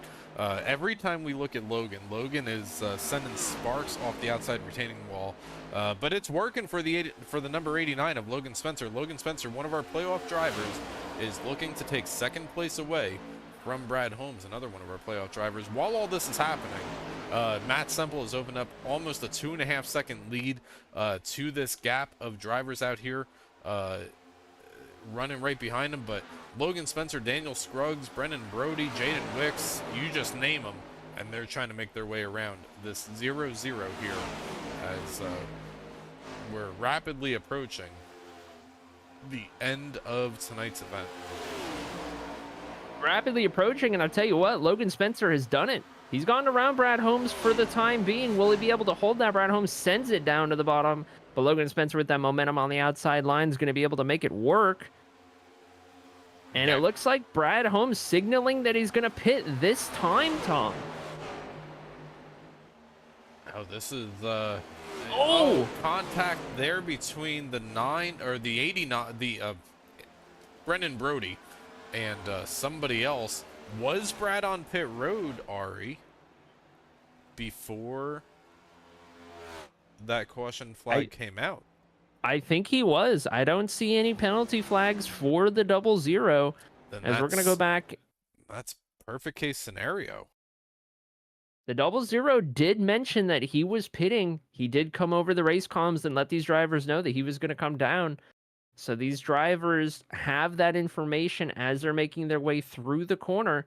Looks like the 98 just cut it a little too close, maybe all things considered right there. He's going to lose control of that car, spin it all the way around, and bring the yellow out right there. So it looks like Brad Holmes had already gotten down onto pit road. So now, Arie, let's explain what this means. Brad Holmes comes down on pit road, going to stay on the lead lap because the field has now slowed for the yellow flag, was on pit road was open, you can do your service, you can get off of pit road. Brad Holmes I tell you what, is going to be the race leader on this cycle through. Maybe, maybe not. Currently, timing and scoring has him one lap down. It looks like he was scored ahead of the pace car right there.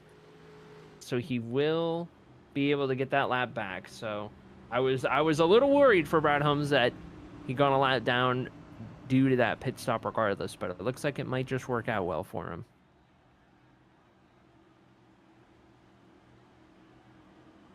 I'm interested to see if these drivers have any tires left.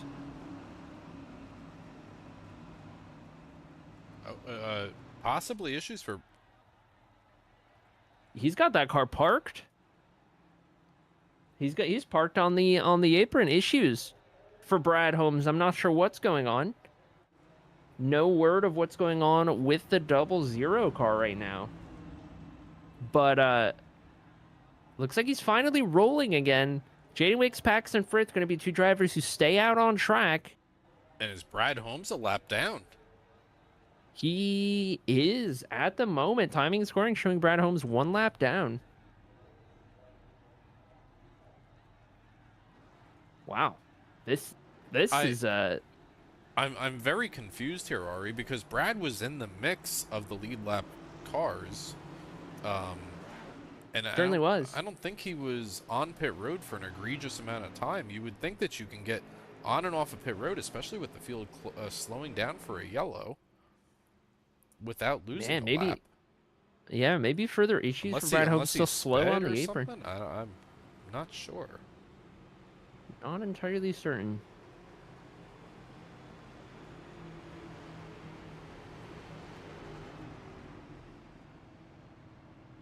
Either way, this is an interesting position we're in with Jaden Wicks, Paxton Frith. Going to be the two control cars on this restart. Their tires are about 20 laps older than the rest of the field behind. So we wouldn't expect these two drivers to be able to hold on for very long at all on this restart, but they do find themselves with the track position as the lights are about to go out on that pace car. Jaden Wicks elects to restart on the bottom as the control car. Matt Semple and Daniel Scruggs on row 2 are going to be the two cars with the freshest tires leading the charge.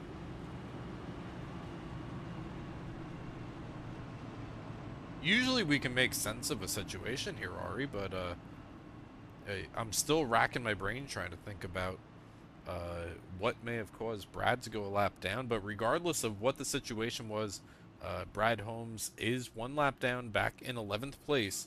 Jaden Wicks and Paxton Frith going to be your race leaders here to bring us back to the green flag. Like you mentioned, 2 drivers did stay out on track. Matt Semple, Daniel Scruggs, the first 2 drivers in row number 2 with the fresh tires as we get set to go racing once again out here tonight.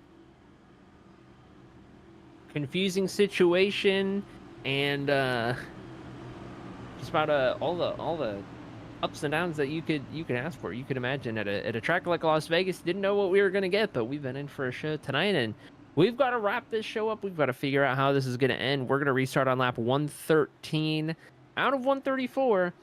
Could this be the final green flag run to the finish? How is this gonna shake out with older tires on the front row?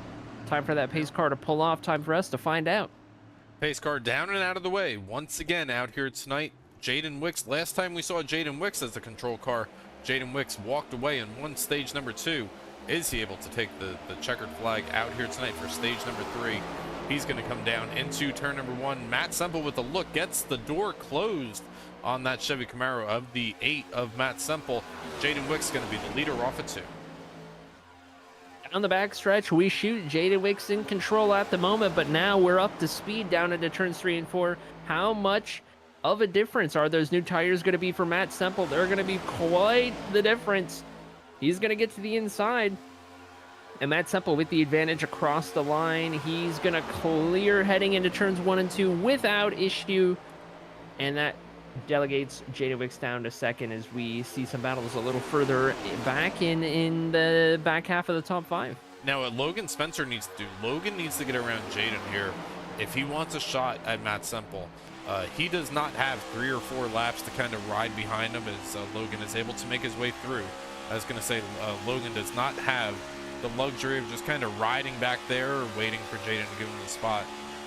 If Logan wants a shot of winning this race, he needed to clear Jaden Wicks, which he did. Logan Spencer up to position number 2. So now it's going to be a battle of speed between the 89 and the 8, unless we see another caution flag come out here tonight as we approach.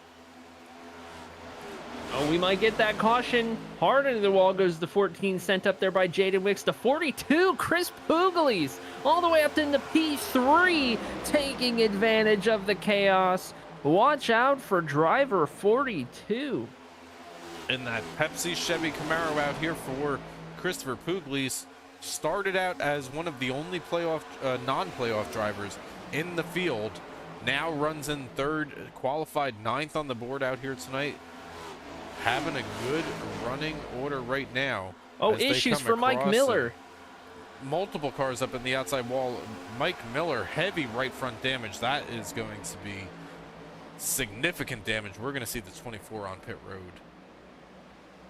We certainly are. Let's see if we can't catch a replay right here of what happened with driver 24. Oh, wow. That second hit is what did that damage right there, Tom. Gone under the wall, bounced off of traffic, and hit it even harder the second time. Yeah, and that is heavy damage for Mike Miller. Currently runs back in 10th place. Last car on the lead lap, just in front of Brad Holmes. But Logan Spencer is only about half a second behind Matt Semple. Last time by was a little bit faster, about 8/100ths of a second faster than Matt Semple, your current race leader here. See if we get across the line this time. The time's come across. That time Matt Semple about a 10th up, 10th and a half. Logan Spencer has been running the higher side of the track all evening, Tom, whereas Matt Semple's been down on the bottom. So not only do we have a new contender for the front, but somebody who's been using a little bit of a different way around the track, and I think that's going to be an interesting way for these two to converge.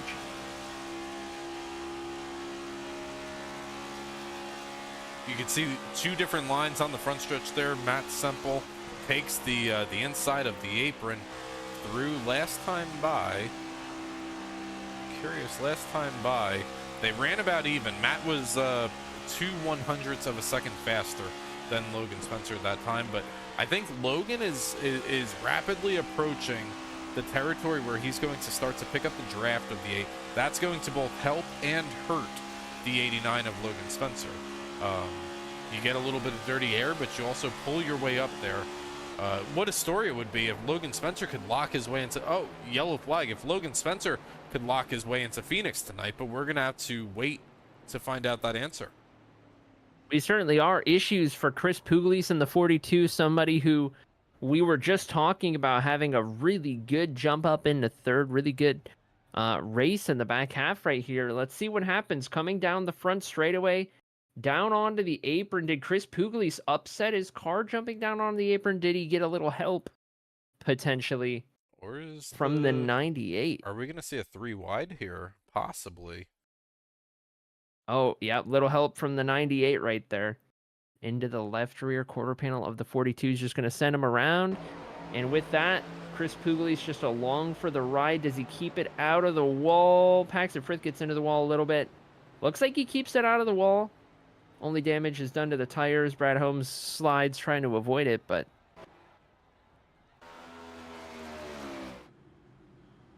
42 keeps that car in one piece, and with help from the 98 on that one.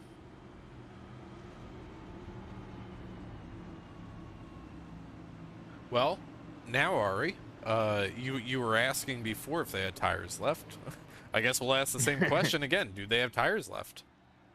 I mean, if I have tires left, I'm taking them. I know how important track position is, but at the same time, it feels like those tires are just such a difference maker. So I feel like if you have the tires, you got to use them. And we got 2 drivers who stayed out on that last caution, Tom. Number 9, number 21. Looks like they're going to have some tires to use. And don't count out Brad Holmes. Brad Holmes, I don't believe he had any incidents. He did go for a spin trying to avoid that yellow so right there. that's going to negate his free pass position. It certainly will. So my unfortunate goodness. missed opportunity for Brad Holmes. Gives the free pass to Mike Schaefer, who is quite a few laps down at this point.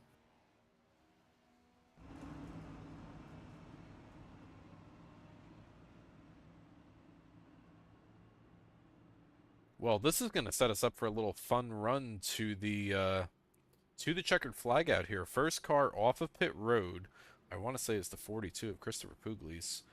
He's going to have about 12 lap better tires. Christopher Pugliese, Paxton Frith, Jaden Wicks, Mike Miller, cars that just came down through this round of yellow flag pit stops out here.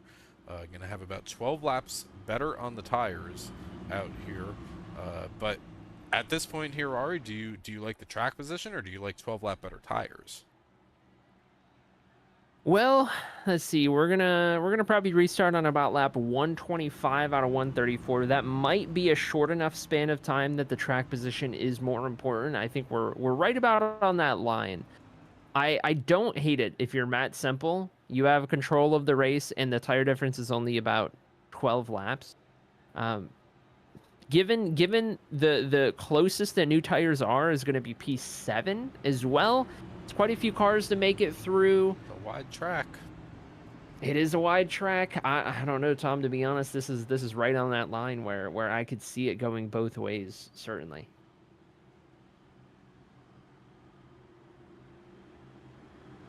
So the first car with fresh tires, as expected, is Christopher Pugliese.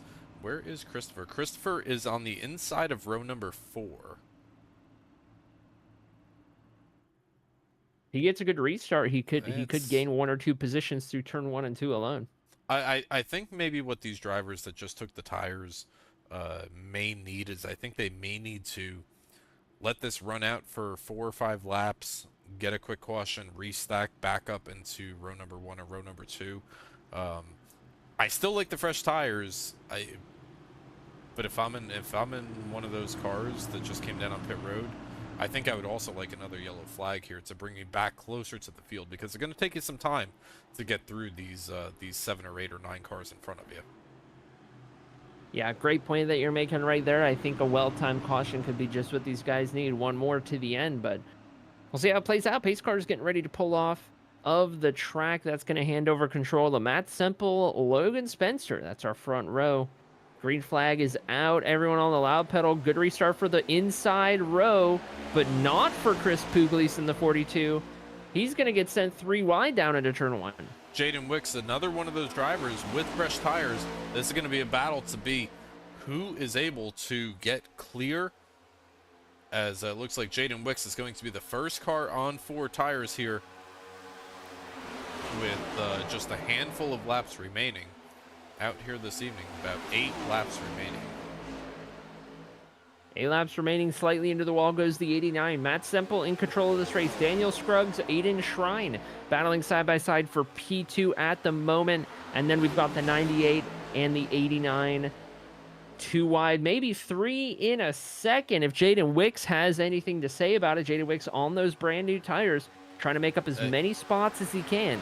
He's got to move as fast as he possibly can. There is no time for Jaden Wicks, as he's going to pick up 1, maybe 2 spots on the exit of turn number 4 here with just a handful of laps to go. But Jaden Wicks currently in 4th. I like the looks of that number 9 car. I do as well. We could jump on board the number 9 Chevy Camaro down the backstretch, trying to get that draft from the 87 of Aiden Shrine. You can see the race lead ahead of him. Look at how much of an advantage into turn 3 we get for the number 9 right here.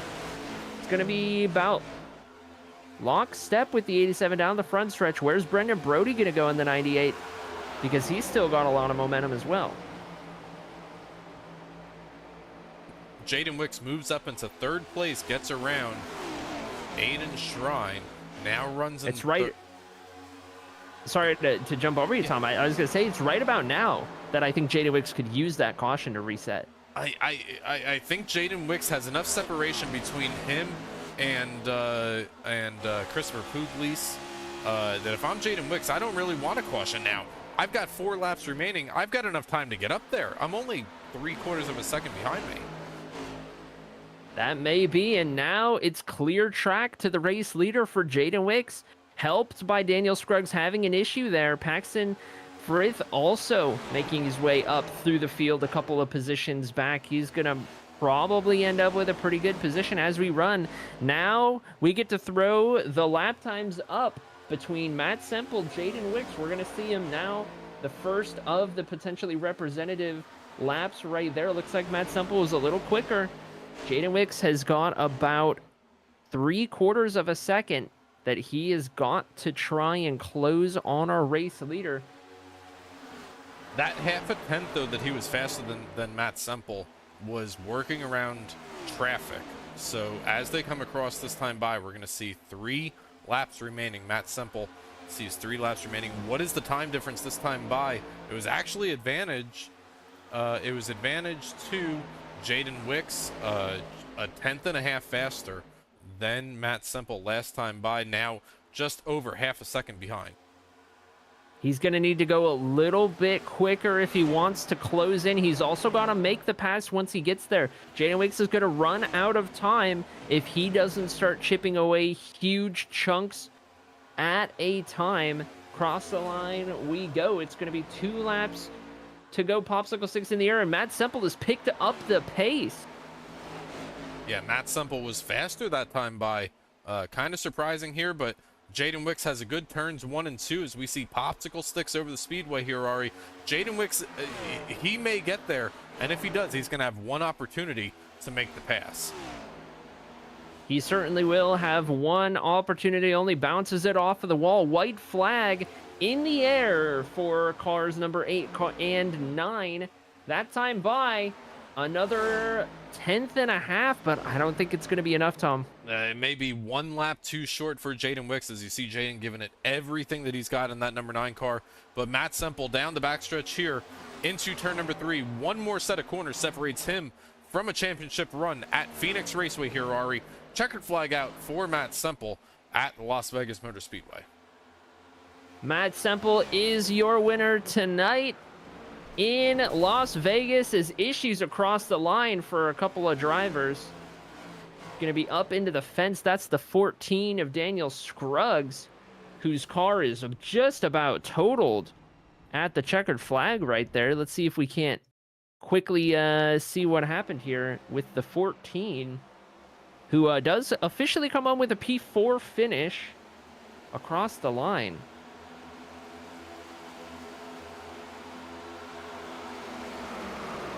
Oh, contact with a 98.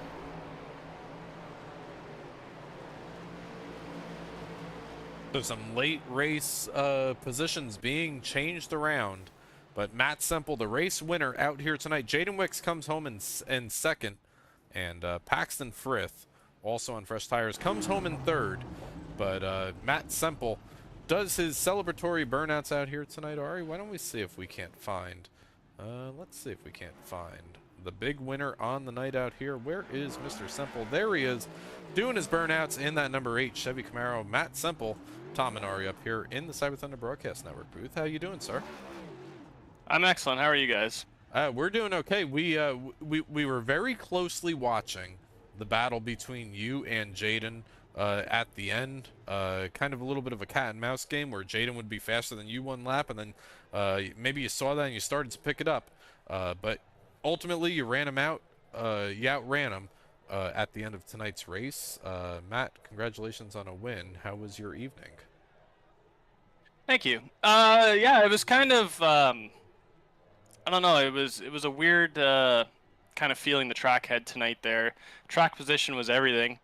If you could get the lead, you didn't really have to be the fastest car. You just had to kind of aero block everybody behind you, and you could keep them behind you. So definitely track position, and then obviously tires were a big thing too. There was a big fall off on the tires. So yeah, I just tried to get track position there and keep them all behind you, and just had a clean race. So that's what ended us up in victory lane.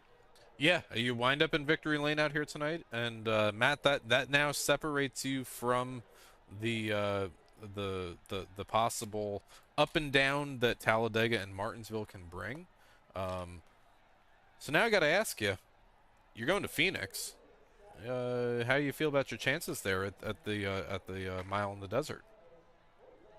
I haven't raced there a ton, but when I go there, I feel like I'm fast. So haven't really raced these guys much there either. I think we might have did one in the spring. I can't really remember how that went. I think Brad might have won it. But going into a night race, I guess it'll be a little bit different. But yeah, just looking forward to having these next 2 weeks. Just kind of more or less fun racing. There's not as much stress behind it, and for the good finishes and whatnot, we'll still try to go out there and get them. But you can just kind of go out there and have fun and really focus on Phoenix.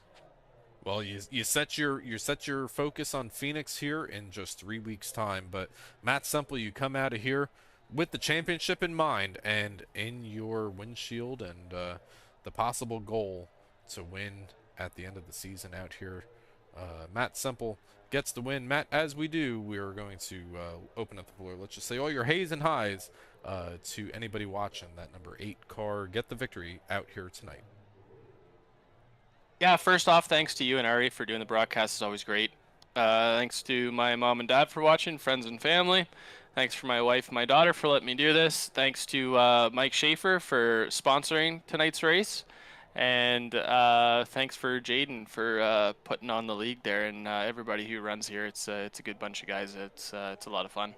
Well, the Maple Missile comes home with another checkered flag out here tonight. Matt, we're going to let you go celebrate with your team. Congratulations once again on another victory out here at Las Vegas.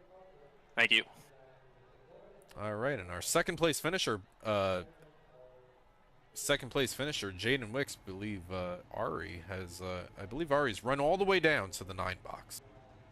I have run all the way down to the 9 box, Tom, and caught up with Jaden Wicks, runner-up tonight in Las Vegas. Jaden, following your early exit from the playoffs, you came in here and just about spoiled the party on that last run. You had the tire advantage. You were reeling in, Matt. You just needed a little bit more time. Just walk us through your race. You showed kind of a little bit of an up and down performance. You won stage 2, and it looked like when you were up towards the front, like you could really run with the best of them.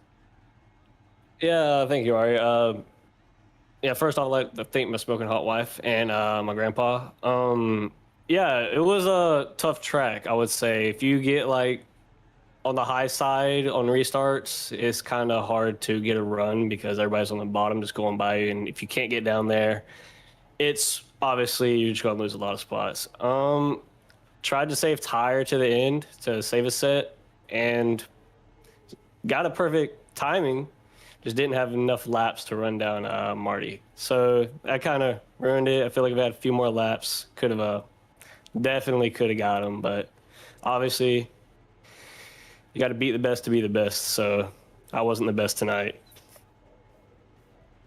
Well, either way, it's a fantastic performance and a great way to kind of get up there and put your name in the hat as a spoiler, someone that these championship guys have got to watch out for still through the rest of the season. And we get ready to head into Talladega and Martinsville the next couple of weeks. How are you feeling about those tracks? Talladega, I'm feeling pretty positive about. I've obviously in officials on iRacing, I've won a couple of NIS races at Talladega, so I feel like I got the advantage.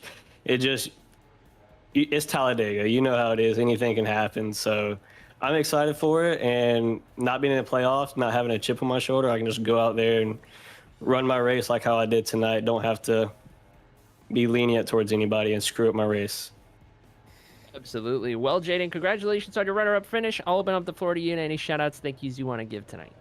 Yeah, I'd like to thank Mike Schaefer for obviously sponsoring the race. Good guy, helps out the league a lot. Obviously, he's a little quiet, but good guy. I'd like to thank my smoking hot wife again, my grandpa, my dad and stepmom, my dad. Other than that, thank y'all for broadcasting, of course.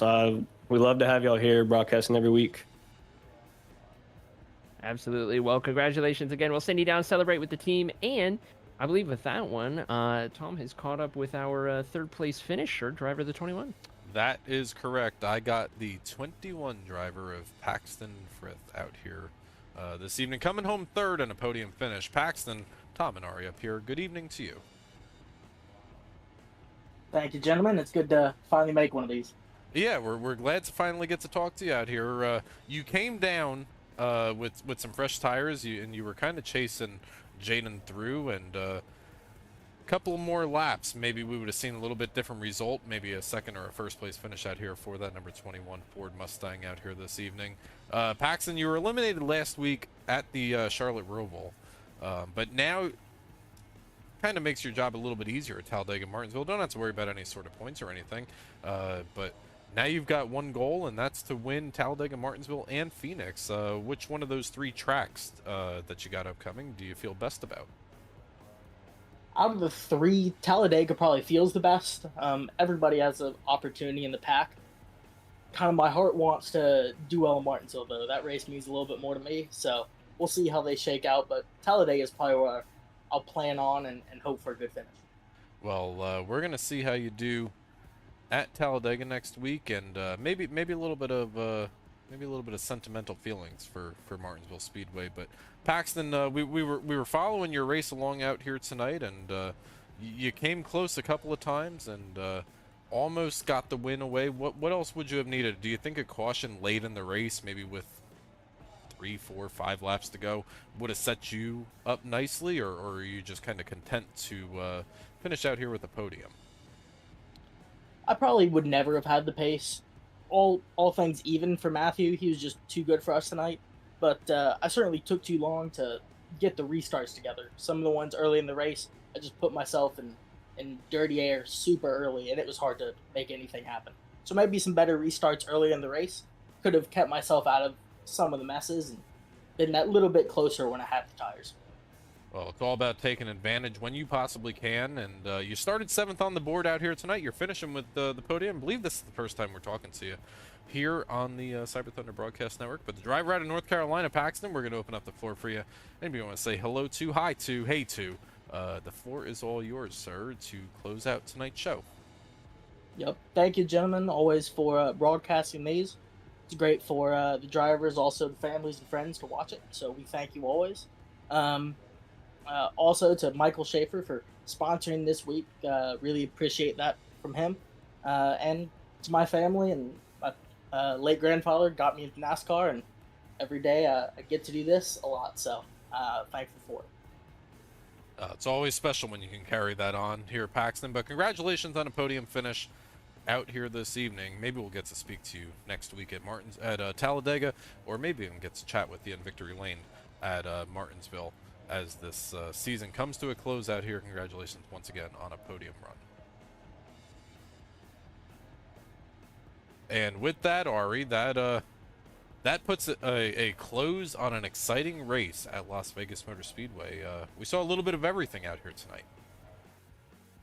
Yeah, we certainly did. Las Vegas did not disappoint, and it's surprising to say in the modern day that that's our last intermediate, and we still got 3 races left on the season. I remember a place and time, back in the day where it'd be intermediates everywhere you went, just about. So the fact that we've got 3 very different tracks to end out the season, I think, is really exciting. And next week, I don't think it gets much more exciting than on the high banks at Talladega. Well, next week at Talladega, you kind of heard everybody allude to it. In the post-race interviews, Matt says, it takes the stress off of the 8 trying to go to a championship race at Phoenix. Jaden and Paxton said, hey, I'm just looking forward to Talladega because I'm going to have a chance at it. But we're going to find out who takes the checkered flag next week at Talladega, and I think next week is probably the best shot of any to upset the remaining playoff drivers and, kind of steal a win spot away in the round of 4. So we'll see how that plays out here from the CyberThunder Broadcast Network. But we'll take a look at your finishing results out here this evening. Matt Semple is the big race winner out here tonight. Jaden Wicks comes home in second. Paxton Frith, that's the top 3 that we just spoke to. Daniel Scruggs has a good race out here tonight, coming home in 4th. A little bit of a late race incident. Brendan Brody rounds out the top 5. Just outside of the top 5 is going to be Aiden Shrine coming home in P6 ahead of Gary Miller in 7th. Logan Spencer, driver of the 89, brings it home in 8th ahead of Mike Miller in 9th. And rounding out the top 10 is Chris Pugliese in the 42. And finishing last of the running drivers out here tonight, Brad Holmes comes down in 11th. Really untimely pit stop and still kind of a strange situation for Brad Holmes. I thought Brad Holmes was setting up nicely to have a real chance to win this race when we had that untimely yellow flag happen in his pit stop. And Mike Schaefer, the race sponsor out here tonight for tonight's event, comes home 12th on the board, 10 laps down. Well, I'd say I'm about ready to get out here, hit the road, and head down to Talladega for next week. Looking forward to that one. Yeah, looking forward to that one here, Ari. What do you say? We'll do the same thing, same time, same place next week here on the CyberThunder Broadcast Network. Hey, if you enjoyed tonight's broadcast, make sure you give us a thumbs up, click the bell, click the subscribe button, get notified every single time we go live here. We're going to bring you all the action from the Friggy Racing League all the way to championship night here in just a couple of weeks' time. But Ari, as always, thank you so much for coming up here, and looking forward to seeing what the season has in store for us. Let's do it.